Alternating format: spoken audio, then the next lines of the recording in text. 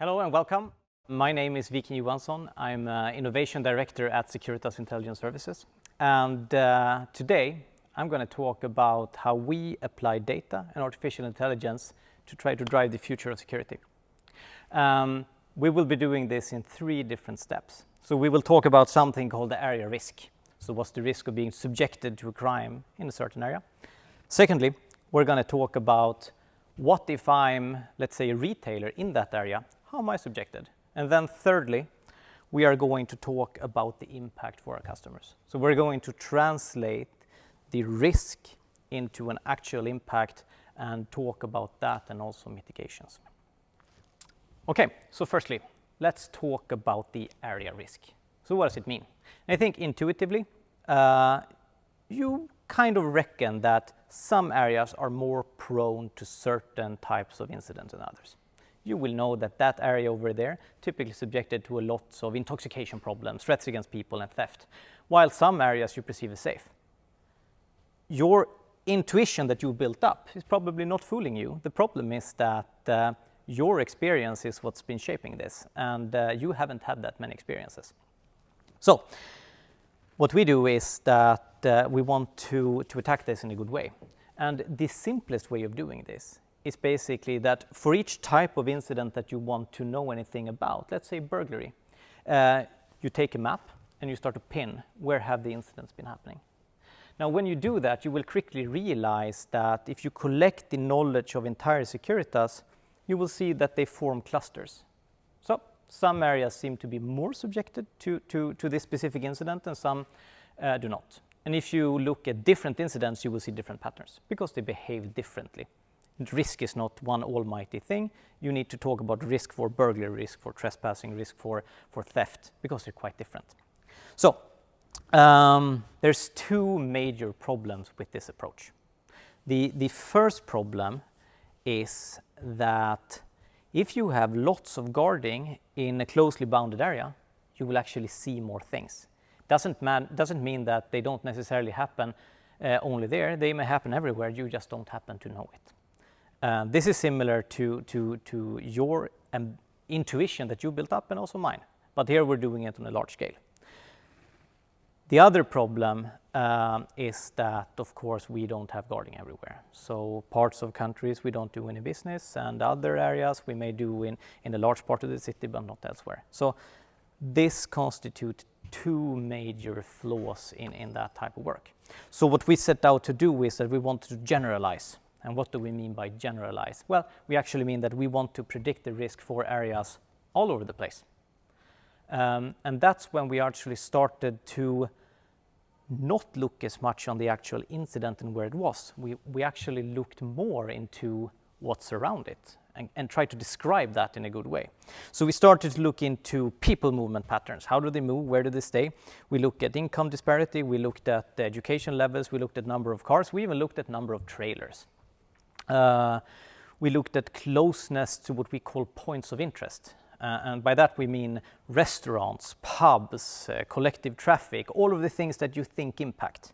And we built out 400 or 500 different parameters which uniquely describes an area. Here's also where we looked towards the advantage of using artificial intelligence. Because if you are collecting thousands and thousands and thousands and thousands of incidents that you want to measure and generalize somehow and build a model around, and for each one of those you're looking at 400 or 500 parameters, that also changes across the year, you realize that the number of data points is too big. And it is actually so that we are processing around 5 billion data points only to make these predictions for one country. The power of the AI, however, it's not limited by the same limitations that we have. It can actually process all of that data in one go, and it could also start to find patterns where we could not. So the combination of those underlying data points, how they work together and how they do not work together, and which ones are kind of drive crime up or down, etc., it will sort that out for us. It's quite complex. It's not one parameter that drives the risk up and down. It's a combination of many in a kind of a nested way. But here's where we looked at the AI and we got that help. So when you fed thousands and thousands and thousands of these incidents in, you built up a knowledge, what we call a model. Okay. So then we stop looking at the previous incidents anymore, and then we start to evaluate. And when we do that, we describe every little part of a country, and we collect all of these 400 or 500 parameters, we feed it into the AI, and we tell it, so for this specific risk that we're talking about, let's say burglary, here's the data that we have for that specific area. What can you tell me of all the stuff you learned before? And it's going to spit out a value that dictates the magnitude of risk. And what we do is that we use a scale of 1 to 5, where 1 is least risky and 5 is the most risky. And we do that for all of the different incidents. And we also do it for all the days moving forward, because the risk goes up and down and it shifts around in a country as time moves along. So what did we learn? Does it matter? I think that's the most important thing.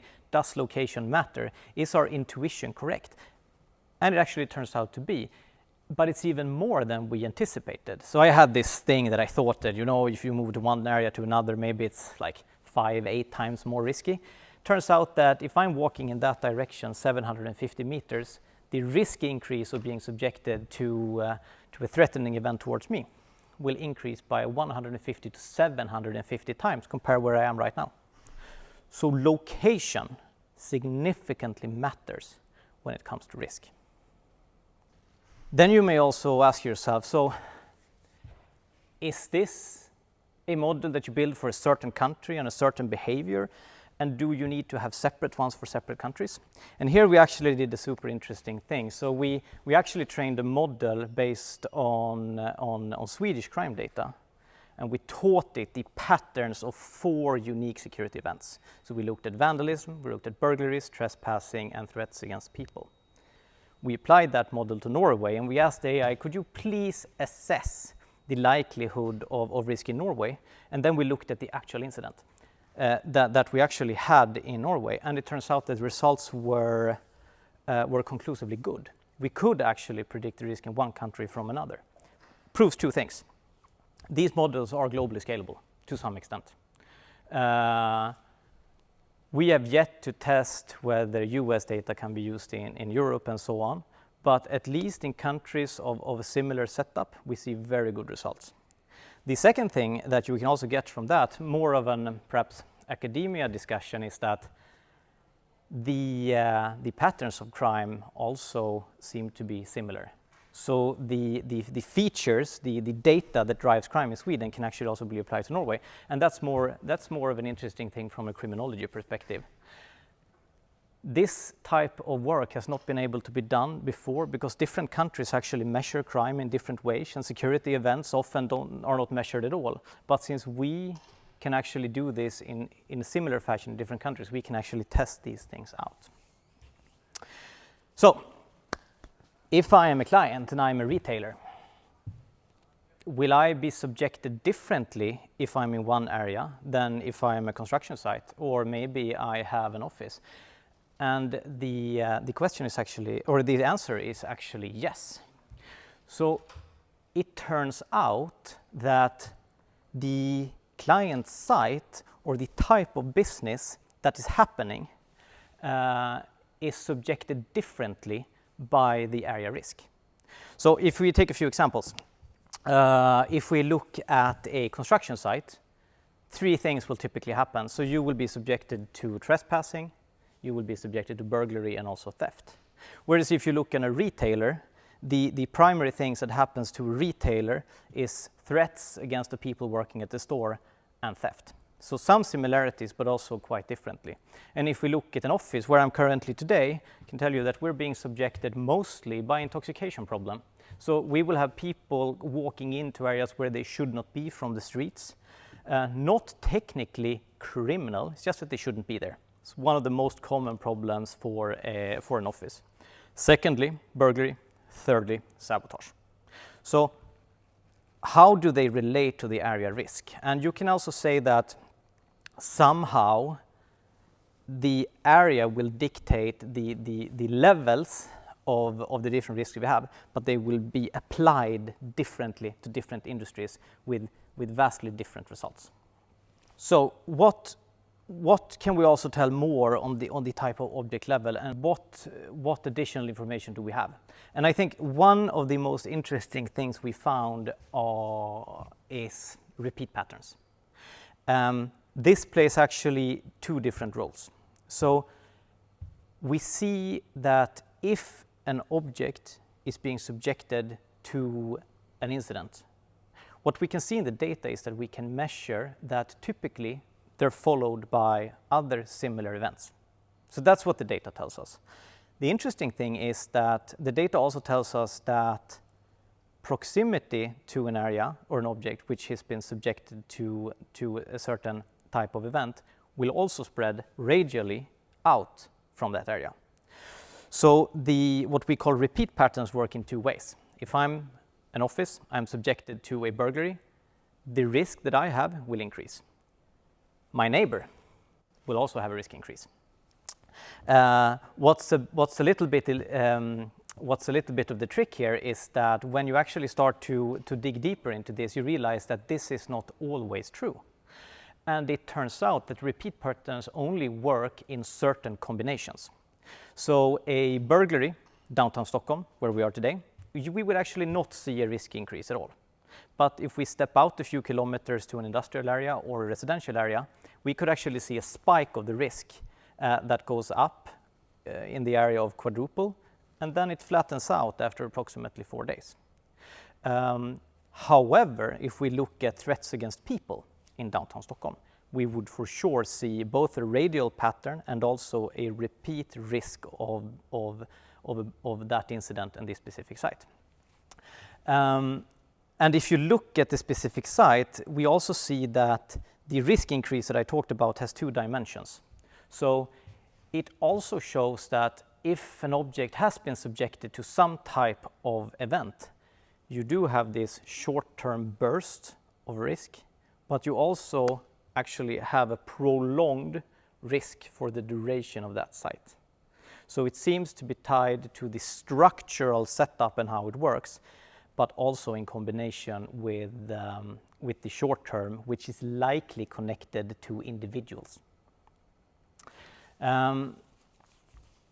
So then I wanted to kind of tap onto that a little bit and talk a little bit about our customers and how do they relate to this? I mean, are they interested in knowing risk? Yes, they are. But we also need to realize that many of our customers are not trained security professionals. And in their role, they don't necessarily talk risk or act on it. And given the information, they also find it difficult to know what to do with it. So what if I'm in a risky area? Oh, okay, you can tell me that this varies across the weeks and days, and now I'm impacted by something that is close by, so my risk goes up. But how do I relate to it? I have a job, I do 24 different things. I'm responsible for the production here, and I also happen to be responsible for HR, and in addition, I have this security task. I mean, this is not uncommon. So how do you bridge this and how do you make it more meaningful for our customers? How can we put it in the context that they understand? So here we did something which I think is really, really interesting, and we worked with a construction company. And the setup was as this. We told them that if you guys give us all your information about your sites, what are you constructing, what are you building, what is the type of building, how much does it cost, how big is it? You also give us the registry for all the losses that you've had on these sites. So when people burglarized you, stole things, we know you keep a register because you use it for insurance purposes, right? So how about you give us that? What we bring to the table in terms of Securitas is that we can bring the risk, and we can bring when it will happen. We can tell you that this day and the coming days will be risky. We know how it varies over time. But with the information that you are providing us with, we can make a translation and we can talk about the impact instead.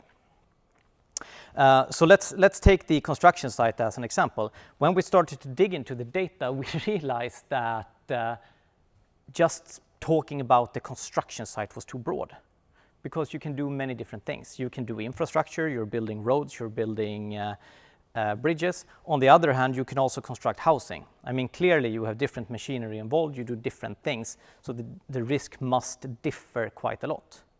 And that it actually turned out to do. So constructing a school or a light industry, you had significant less impact of thefts and crimes, both the amounts of things stolen, but also the frequency of them. But if you built housing, you suffered a lot of thefts, a lot of them, quite expensive. And if you built infrastructure, you had fewer thefts, but the cost impact was quite large because you stole heavy machinery. So what we did also jointly then with the AI, we put those data sets together into one. And that gave us the ability to go pick an area, define that this is a spot I want to build in, add metadata about the specific object. What am I building? Is it a construction of a house? Or is it a port? What is the size of it? And a few key data sets. And then we looked at all the historical events and all the historical data, and we could, first of all, then make a prediction. So what's the risk for the coming year? What peaks do we have in terms of risks? How do they vary over the day? And on the other hand side, we could also then look at the impact, and we could actually tell the client that you have a 55% likelihood of being subjected to burglary during this time. And if you do, the span of goods, losses that you will have is from the range of 50,000 to 500,000 for this specific area. So we could actually turn it into something that the customer understood. And you could also then look at our recommended services, and you realize that the guarding that we provide for a small site, 4,000 crowns a month for this year, is actually quite small if you compare it to the losses that they are subjected to. And when you have done this, you can actually create a business case. So this is how we take our data, our experiences, we work with the ecosystem, and we work with the customers. We put the data sets together, and we can create meaning across the different entities, and we can make it a lot more tangible for the customers. I think other examples here, which was interesting to see, is that we realized that there was even more things that we could find. So when you start a construction of, let's say, housing, the number of thefts or the losses that they will incur actually increases over time quite a lot. But it turns out that despite that they have more thefts towards the end, the large cost of them typically happen in the middle due to the type of construction that they're doing at that point in time, and also the machinery that they use. So being subjected to a theft of a heavy machinery for 1 million is a lot more impact than if you lose a few kitchen appliances in the end. So we can also tell the clients that, well, you know, this is kind of how the risk shapes over time. And we could also tell them that when we looked at the area risk and we looked at the points of interest, we could actually also make predictions on what types of goods would be stolen at certain points in time. So closeness to a subway station actually meant that more handheld tools were stolen. If we looked at commercial districts, the proximity to them, it actually turned out that people were stealing more copper type of stuff. And we could also look at their data and realize that for the larger infrastructure projects where you have really heavy machinery, we could actually see that thefts typically happen 2 to 3 days after they leave the site for a long weekend. So now we know all this. So we are able to use the collective experience of Securitas. We can use new technology, and we can apply it directly to a customer's situation. We learned a lot about the actual industry, and we know how losses occur. We know when they occur, and we know in what combinations. Is it responsible for us to suggest a solution with the same guarding every week? Is that really what we should be doing? No. I think that we need to make a shift where we are actually using these data-driven insights, and we are adapting the security solutions to the nature of the specific solution. And it will differ whether we're protecting an infrastructure building site. It will differ if we're building housing, and it will differ if we're building a bridge. And we need to, while this is making our lives more complex, the value that we are creating to the client of not letting them be exposed to these losses is quite big. And we can also use our resources more efficiently. We don't need guarding every day. Maybe we need it at certain points in time. Maybe we can combine that with cameras. And also speaking of mitigations, this was actually pretty interesting. We also saw that mitigations behaved quite differently. So you take on a construction site, you take big containers and you put tools and you put stuff in them. Turns out that they work very well for infrastructure setups. They didn't work that well for housing. It turns out that in general, we could see that alarms and just simple shell protection didn't really limit the number of thefts, but it decreased the impact of them. So people stole things that were less valuable, which was still good for our clients. So I think it's important that when we move forward, that we continuously strive to understand risk, how it translates to an object, and also work together with our clients to be able to bridge this gap and have a dialogue about how we can save them money. And I think this, for me, is the future of security. And this is really how I feel that intelligent security is probably going to shape the future. I'm really excited to see how this will play out, and also to move into different industries and see what can we learn and what can we do. Because if there's something that we found, is that you can dig deep in all aspects of what we do. And I think that that is super interesting. Thank you.